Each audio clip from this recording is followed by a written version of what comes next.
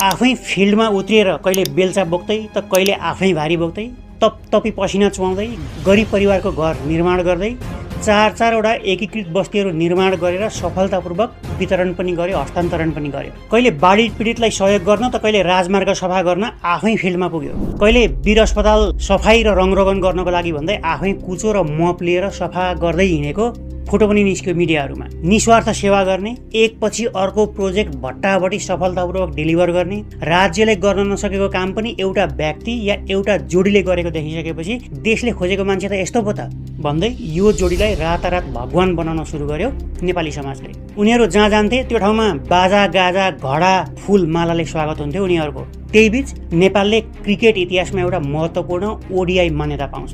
तर देशमा एउटा ढङ्गको रङ्गशाला बनिसकेको हुँदैन त्यो बेलासम्ममा। सिँगै सरकारले समेत पनि हिम्मत गर्न नसकेको त्यत्रो महत्त्वकांक्षी र खर्चिलो योजना पुरा गर्ने भनेर फेरि उनै धुर्मुस र सुन्तलीको जोडी अगाडि सर्छन्।